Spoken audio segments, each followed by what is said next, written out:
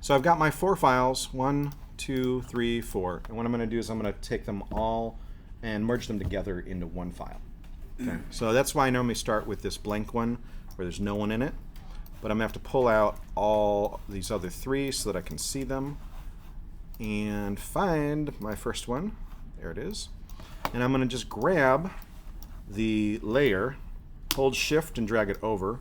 Holding shift will line up pixels for pixels. So if we had it on a tripod, it'll do that for us. If you had to hand hold it, I'll show you how we'd fix that. But I'm going to close these other pictures one at a time after I drag the layers over. So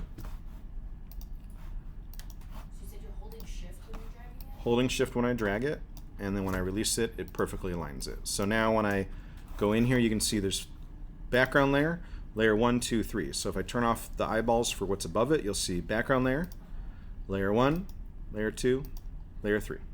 Okay.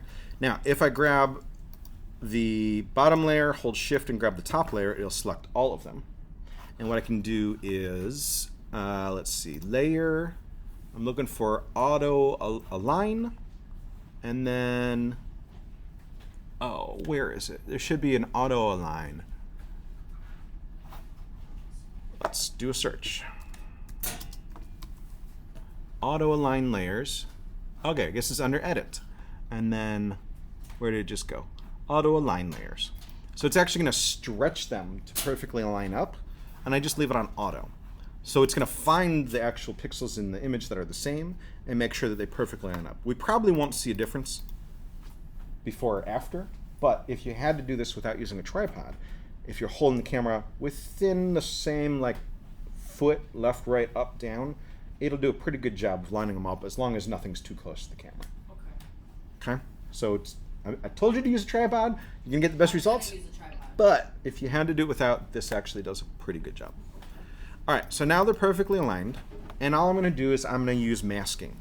So I'm going to probably not even bother with the bottom layer. It's just there in case something screwed up. It's to like save me if I really messed up something.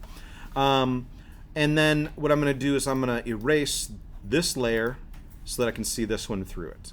And then I'm going to erase both of them to see this one through it. Okay.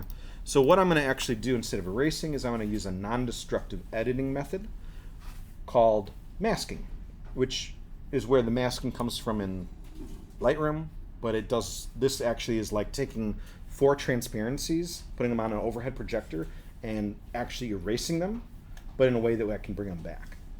So I'm going to add a layer mask to it, which is this white box with a dark circle in it, and it adds this second window, and I'm going to do that to both the top 2. On the top one here, I'm going to erase just this area here, and the way that I erase is by using a paintbrush and painting with black. And I'm not actually painting with black. Well, I guess I should say, if this happens, you're doing it wrong. You got to make sure you're clicked on the second box. Now when I paint on that second box, it makes that show through. I'm actually going to move it so that the whole stool is showing, right? Boom, that one's done. Now, in order to see this layer where I'm in the middle, I am going to have to paint here in the middle as well.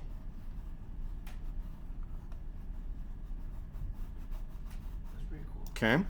But now when I turn on the second layer, it disappears again. So I have to go down to that second layer and I have to make a hole in that spot again so that I can see all the way down to the layer 1. Like twice for each layer? Well, so on the top layer I see 1, but I want to reveal 2, so I have to reveal in 2 spots. On the next layer, there's only 1 behind it, so I only have to reveal in 1 spot. Oh, okay. That makes sense? Yeah, and so since there's only 3, I only have to make these 2 holes. Look at that, I even did a sloppy job at that. I only have to make these 2 holes on that one, and I only need to make this 1 hole on this one. So really, layer 3 has 2 holes, layer 2 has 1 hole, layer 1 has no hole. Oh, okay. Right? And then I have the background here with nothing in case I needed to, if something moved when I was setting up, like if I picked up the helmet here. If I wanted it to be there as well over here, I could always make a hole in this layer.